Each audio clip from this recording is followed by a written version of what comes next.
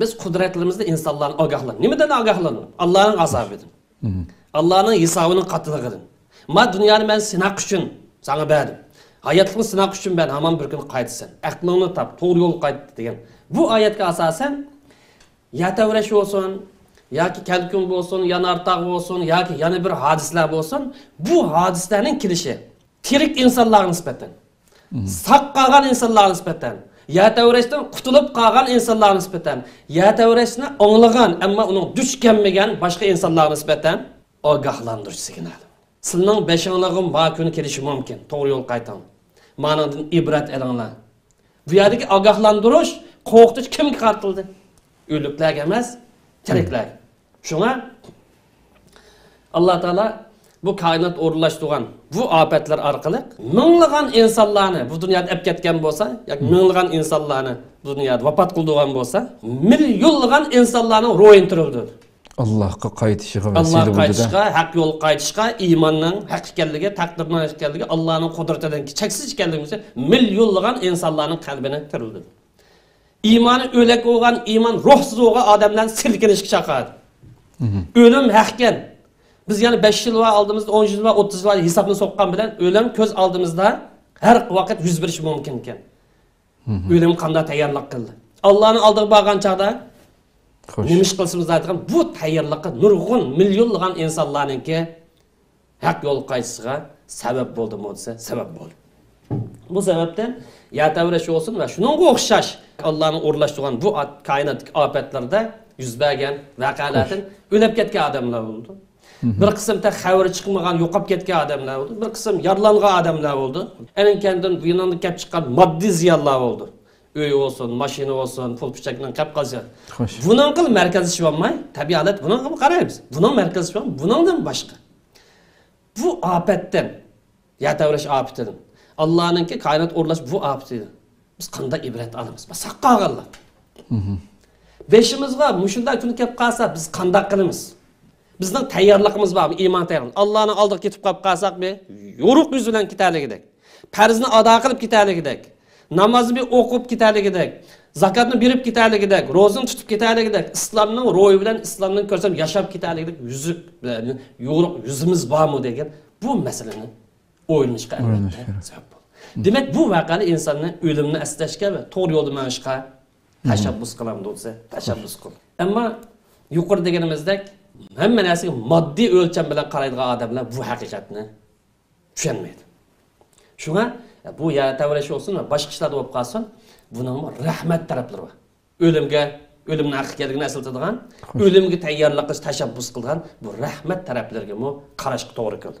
Shuningdek yana Allohning o'rnashtirishi bilan tabiatda yoki koinot yuz berayotgan bu ofatlar yuz berib qolsa, chidamliq bo'lish, iymonning taqozosi bo'yicha chidamliq qilish va shukr qilishni o'rganish lazim. Qaysi insonlar shukr qildi? Bu dunyodan ketmay yaxshi qilish fursati qilib qolgan, tavba qilish fursatiga erishgan hayotga to'g'ri yo'lga qaytib olish fursatiga erishgan bu insonlar Allohga shukr qilish lazım. Yani bu yer ta'kidlab o'tamizki, bu dunyoda ejila to'shqan insonlar, cho'ng olsun, kichik olsun, o'g'il qiz olsun, nerede o'lib ketsa o'lib ketdi. Lekin Alloh taolo bu yatavrashda o'lib ketganlarga alohida yuqori bir martabani bergan, shahid martabasini bergan.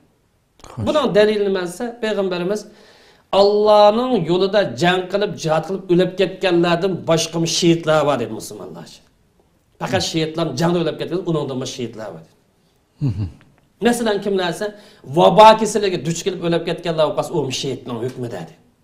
Yatavrashda o'lib ketganlar bo'lsa, u shahidning hukmida dedi.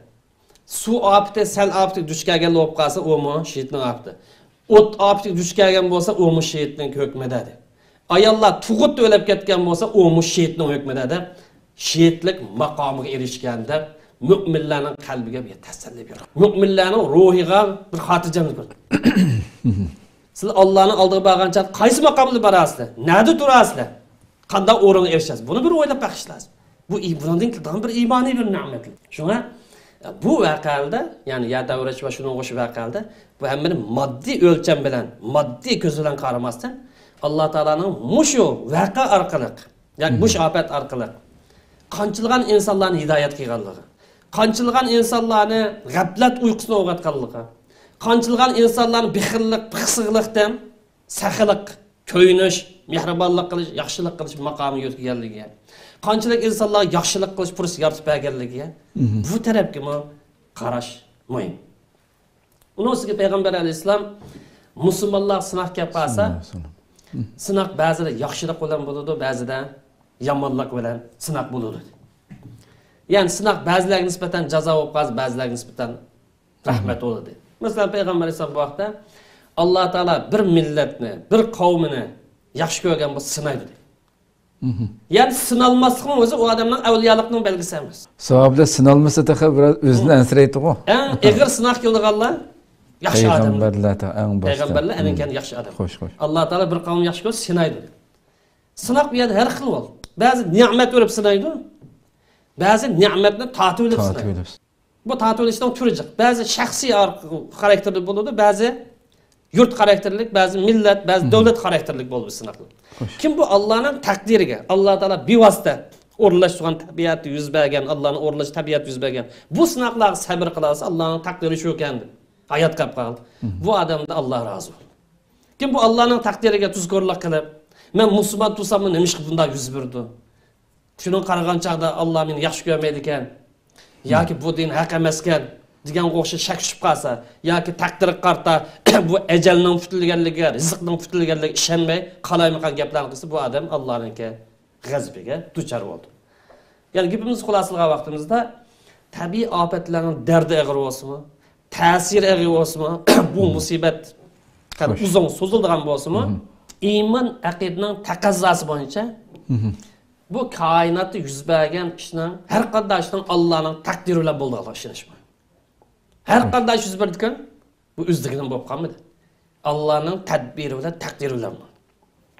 Enin keyin Alloh o'rlashtirgan har qanday ishning hikmatdan xoli emas ekanligiga ishonish lozim.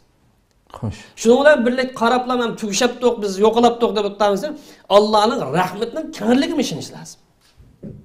Har qanday bir inson ejeli to'shmay turib bu dunyodan ketmaydi. Xo'sh. Shunday qilib har qanday bir inson Allah'ın sınıqıdan u hili bilan, bu hili bilan, u çar bu çar qutulaman deb qutulamaydi. Allah sınayman degan bo'lsa, ya yo'lda sinildi, ya doktorxonada sinildi, yoki dengiz sinildi, yoki bog'chada sinildi. Hech kim ejil toshmay turib o'lib ketmaydi. Hech kim sinoqdan Alloh taqdir qilgan bo'lsa, bundan qochib qutulmaydi. Demak, gapimiz xulosalasa, bu koinot yuz beradigan bu ofatlar Allohning saqqa hayot qolganlarga buni anglagan ko'rganlarga nisbatan ogohlantirish signal. O'limning yaqin ekanligi qarta, qiyomat yuz bersa, buningdan bir dahshatli bo'lganligi qarta bir ogohlantirish signal. Xato yo'lga kirib qolgan, ozg'un yo'lga kirib qolgan, ozg'un fikrni qabul qilib qolganlarga tavba qila olish, yana o'lish bergan bir signal.